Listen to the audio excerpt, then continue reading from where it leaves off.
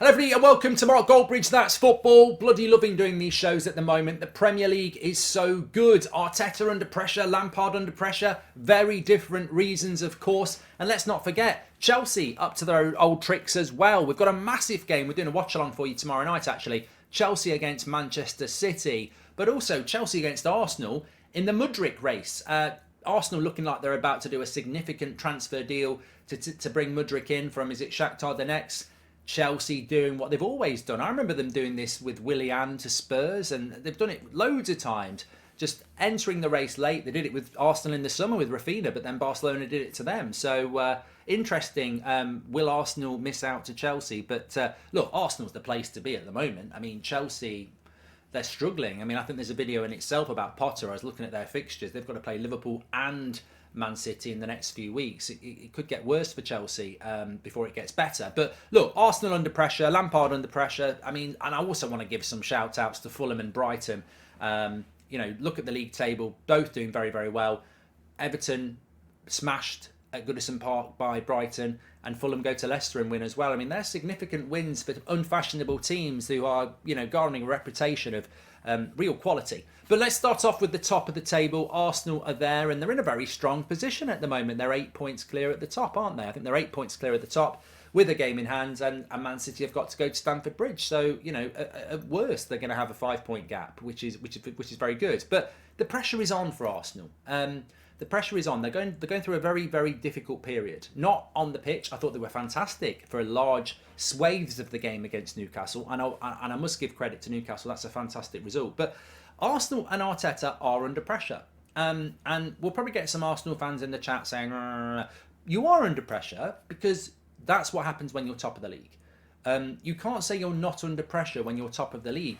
It's part of the job. You're top of the league. You are favourites to win the title. You are under pressure. You are going to be under pressure between now and the end of the season, and we're not even halfway through there. I think it's showing a little bit. I think Arteta at times recently has become a little bit unpalatable. I don't know what Arsenal fans think, but he's starting to just be a little bit, he's like a jack in a box. He's hopping around like he's on a trampoline all the time, and he's running at referees. And you can't knock anybody until you've been in those shoes. But the thing I've always liked about Arteta is he's a very calculated coach, and he's done a very, very good job. Is he? I don't think he's losing the plot. I think he's just getting overexcited. I don't think there was anything in that Newcastle game terribly wrong. I didn't have my eyes on it completely because obviously United were playing at the same time. But I think there was a foul on Byrne, which I thought might have been a penalty for Newcastle. So look, I'd have to see them back again. But at the end of the day, a draw against Newcastle at home, with the run that Arsenal have been on, I mean, they'd won their last 5 league games, it's not terrible. And Newcastle are third in the league. So I think for Arsenal, you're not going to win every game. You want to win every game, winning these games significant, obviously. But Newcastle are one of the best teams in the league. It's a very competitive league, and it ends in a draw. You go to the next game. But the interesting thing for Arsenal is, if you look at their next 3 fixtures, they've got Spurs away, which is obviously a big game. United at home, another big game, and then they've got Everton away, who could well have a different manager by then. So, really big 3 games for Arsenal. If you count the Newcastle game, you'd be looking to take, ideally 10 points from 12. But I think if they can come out with 8.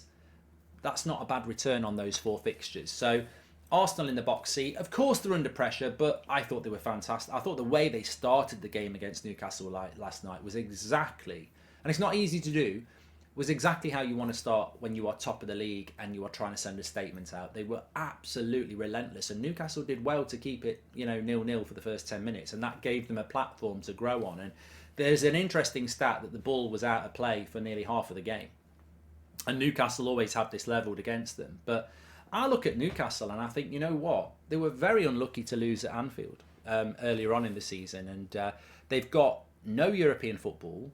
They've got to spend... I know it sounds stupid about one of the richest clubs in the world, but they've got to spend in January because they're not in a false position. But we're not halfway through the season yet. And Liverpool and Man United might come for them. So if I'm Newcastle, I'm like, just quality. Add some quality depth to that team because your bench doesn't look that good.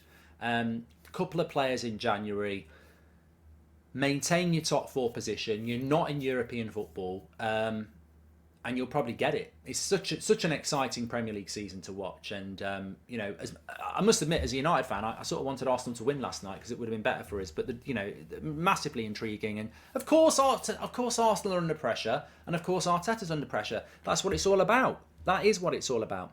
Let's just quickly take a look at the bottom of the league as well. You can see there what it looks like. Everton are right down there. They're only a point away from safety, but they've played a game more than the 4 teams below them. Not 1 in 6. Just devastatedly battered at home by Brighton. And you know what? We're all going to respect Brighton. Of course we are. They're doing a fantastic job. They are. But that doesn't make it okay for Everton to win that game of football. It doesn't. For Brighton, for Everton to get smashed at Goodison Park, it doesn't make it okay. And look, Lampard is going to need to be sacked.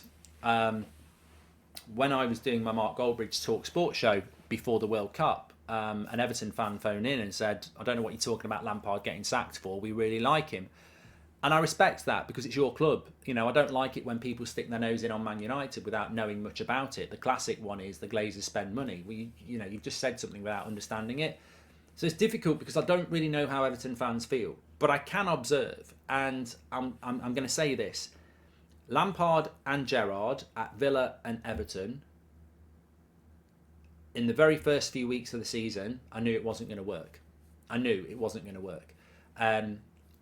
Villa have got rid of Gerrard quite quickly and brought in a good manager, and they're in a better position for it.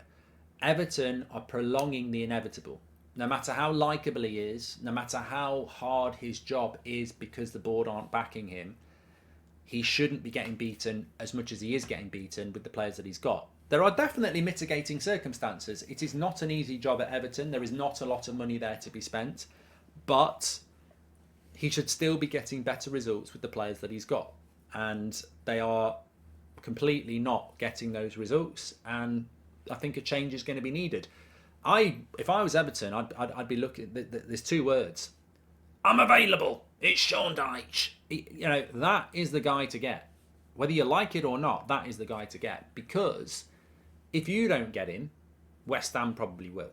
And the way the league is looking at the moment, we're not halfway through the season yet. 19 games is halfway through the season. We're on game 17 at the moment for a lot of teams, although Everton have played 18.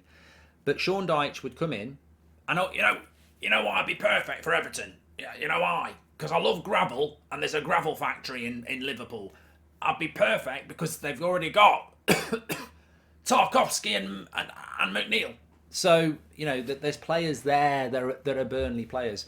I think Everton need to bite the bullet quick.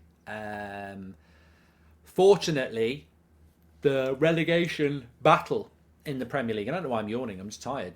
I'm not yawning about this. The relegation battle is quite tight. I said this before. You've got Southampton, who I think are gone. Forget Southampton in many ways. But Wolves have got 13 points. They're second bottom. And then you've got Leicester, who are only 4 points ahead of them, and they're in 13th place.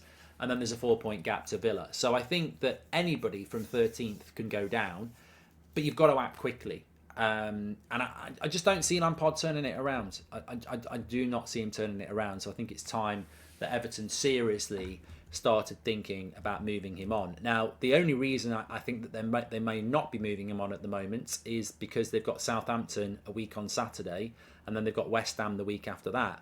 So I think he will probably be given those games as an opportunity to go and get 6 points and keep his job. And you'd expect them to beat Southampton. But the flip side to that coin is, if I'm Sean Dyche and I'm the new Everton manager, I'd like to start off against Southampton and West Ham and get 6 points and build momentum. I can see what Everton are probably going to do. They're going to give Lampard the chance to win those 2 games. But you know what will happen? Even if he does get those results, they'll dip again, and then you'll have to make the change. But it's not my decision to make, it's somebody else's to make, isn't it? And that's what it's all about. Of course, tomorrow, if we go back to the top of the league, I think this is massively interesting as well.